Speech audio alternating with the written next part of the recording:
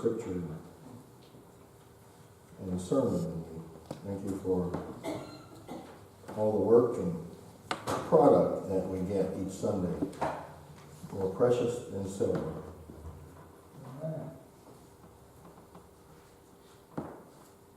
I think that the prayer of illumination was quite sufficient for our prayer. Always is, so I'm going to leave it at that and ask that you would pray for me as I am praying for me to deliver the message, and we'll continue to pray that this will come to fruition, that we have prayed for our prayer of illumination. So our scripture for today is, as has been shared, John 12, 1 through 8. But I wanted to give you the beginning of that, some prior information about the story. So I wanted to read the gospel again, but I want to go back to John 11, 43. So it actually starts in the Pew Bible on page 105. To kind of give some context to what is happening here in John 12, 1 through 8. When he had said this, he cried with a loud voice, "Lazarus, come out!" The dead man came out, his hands and feet bound with strips of cloth, and his face wrapped in a cloth. Jesus said to them, "Unbind him and let him go." Many of the Jews, therefore, who had come with Mary and had seen what Jesus did, believed in him. But some of them went to the Pharisees and told them what he had done. So the chief priests and the Pharisees called a meeting of the council and said, "What are we to do? This man is performing many signs. If we let him go on like this, everyone will believe in him, and the Romans will come and destroy both our holy place and our nation." But one of them, Caiaphas, who was high priest that year, said to them, "You know nothing at all. You do not understand that it is better for you to have one man die for the people than to have the whole nation destroyed." He did not say this on his own, but being high priest that year, he prophesied that Jesus was about to die for the nation, and not for the nation only, but to gather into one the dispersed children of God. So from that day on, they planned to put him to death. Jesus therefore no longer walked about openly among the Jews, but went from there to a town called Ephraim, which is about 10 miles away, in the region near the wilderness, and he remained there with the disciples. Now the Passover of the Jews was near, and many went up from the country to Jerusalem before the Passover to purify themselves. They were looking for Jesus and asking one another as they stood in the temple, "What do you think? Surely he will not come to the festival, will he?" Now the chief priests and the Pharisees had given orders that anyone who knew where Jesus was should let them know, so they might arrest him. 6 days before the Passover, Jesus came to Bethany, the home of Lazarus, whom he had raised from the dead. There they gave him a dinner. They gave a dinner for him. Martha served, and Lazarus was one of those at the table with him.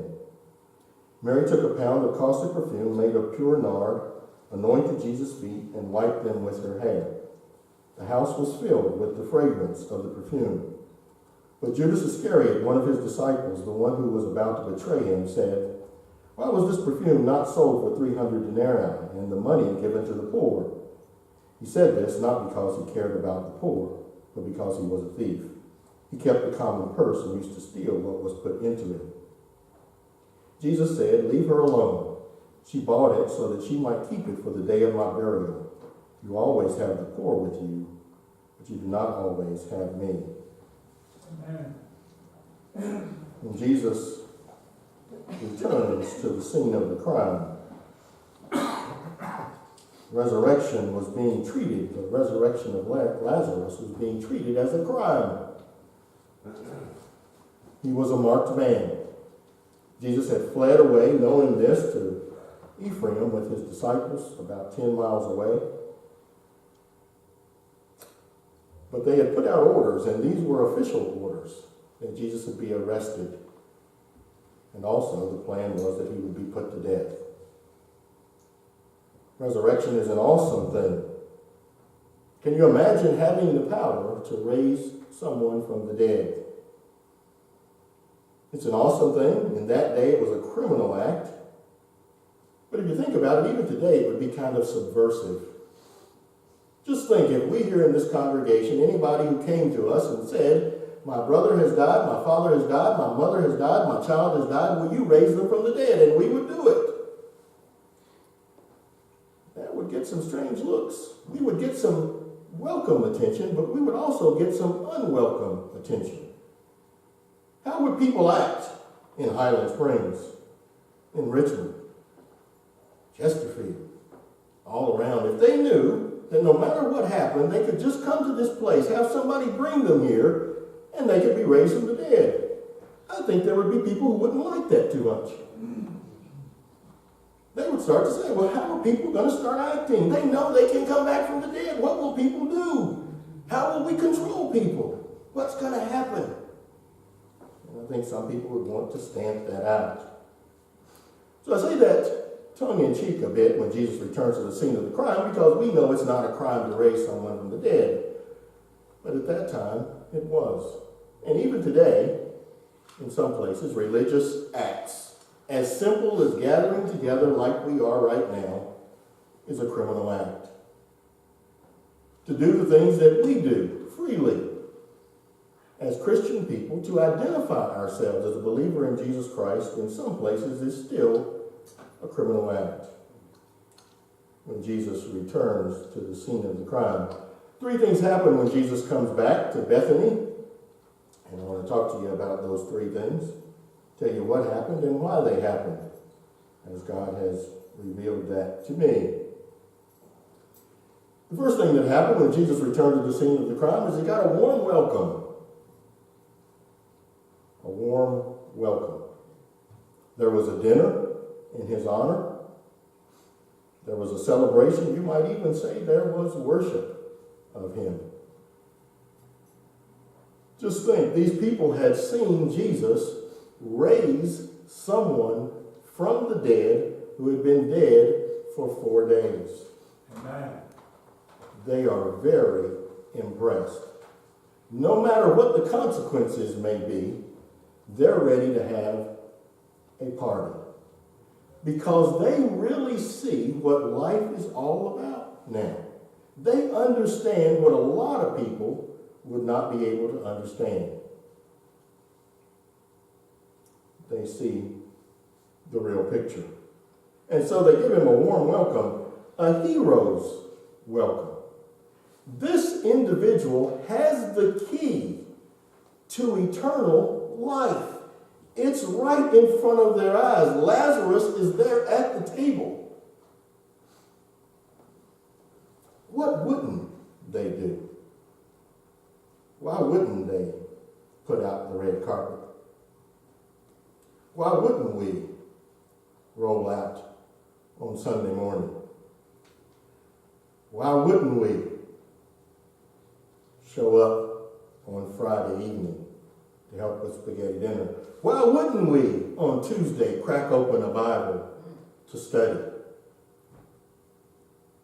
Why wouldn't we man up? Why wouldn't we try to grow up? Why wouldn't we dream a dream, try to see a vision, knowing that this individual who comes to us has the power to raise from the dead? Why wouldn't we give him a hero's welcome? And then Jesus got a pre-game preview. Jesus, and this is chapter 12 of John and chapter 14 of John. Well, in this chapter 12, the next story, the next accounting, is of Jesus going into Jerusalem on Palm Sunday. The end is very near. But he gets a pre-game preview of what's going to happen. Here is Judas, and Judas thinks he knows more than Jesus does. Jesus has no problem with his feet being anointed with oil, but Judas does. Judas thinks he sees a higher cause to help the poor. Maybe we can kind of see that as an admirable quality, even despite what the scripture tells us about him stealing from the money. But he is sorely mistaken. There is no greater cause. There is no greater cause than Jesus Christ himself, and you and I seeking to serve him and to believe in him. There is none. Amen. You can't think of one. Any good cause is a good cause because Jesus says it's a good cause. He believes in helping the poor. He is not against the poor. But he is the highest cause. Poverty is a problem. There are a lot of problems in the world. You and I have problems all the time. We have problems week after week after week, day after day after day after day. But none of our problems is paramount to that problem that Jesus helps us with. We all, everybody around the world, poor, rich, whatever, whoever they are, wherever they come from, has one most serious problem. We have an eternity problem. What's going to happen when we die? Everybody has that one ultimate problem, and Jesus solves that problem. Judas thinks he knows better. And Jesus gets a pregame preview. Judas will be the one to betray him with a kiss. He gets to see, if he didn't know already, and I'm sure he probably did, what type of person Judas really was.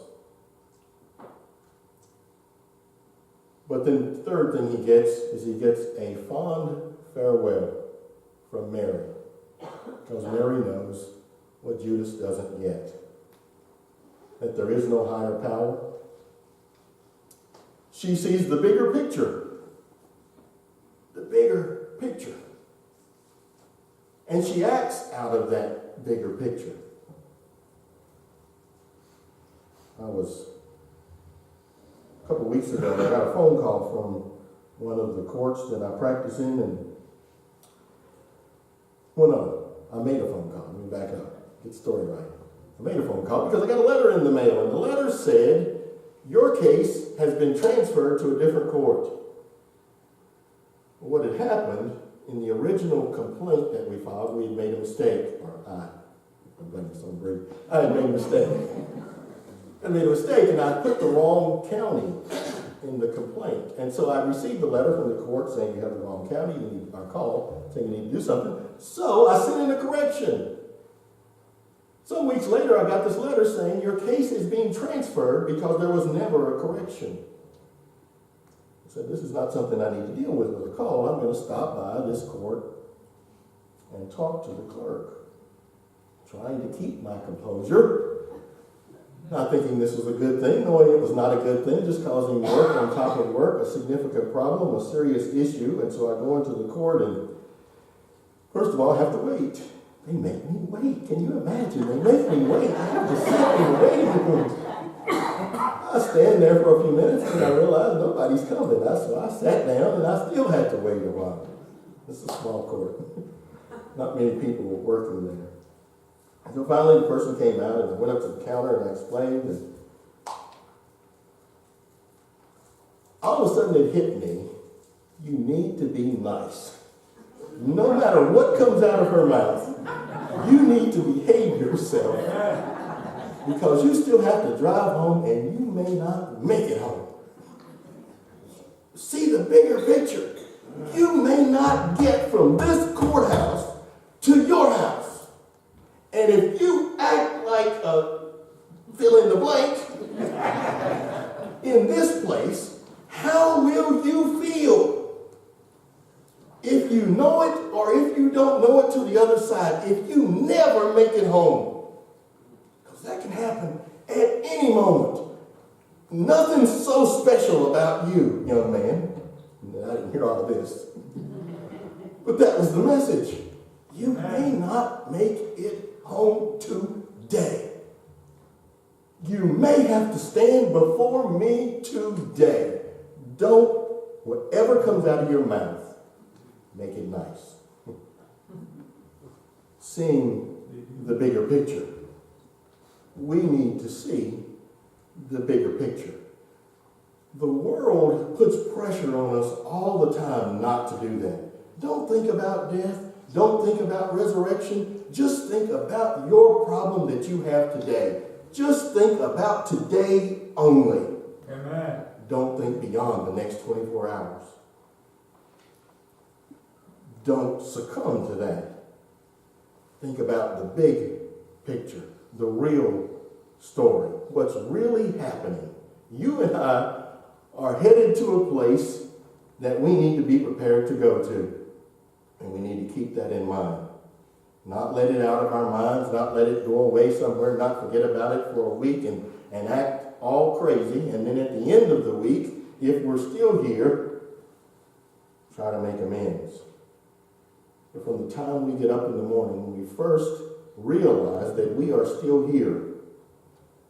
We should try to be the people that God calls us to be. Now, I am not the judge. I'm not your judge. I am not my judge.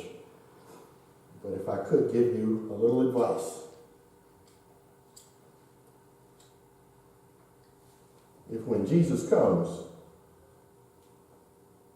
whether it is on that day or whether it's on Sunday when we all assemble together, and he is not any more important than a football game or a basketball game or any other activity, you might need to investigate that. If when Jesus comes, all that matters to you at that time is just today only and not eternity, you might want to investigate that. If when Jesus comes, you're not able to see the bigger picture, if you have not been thinking in a bigger picture sort of way, if you don't know what's really going on, if you live each day in that way, you might want to investigate that. So on that day, we can give him a hero's welcome. And we can say a fond farewell to this world. Amen. Let's turn to number 172 in our hymnals and let us all sing together, My Jesus, I Love Thee.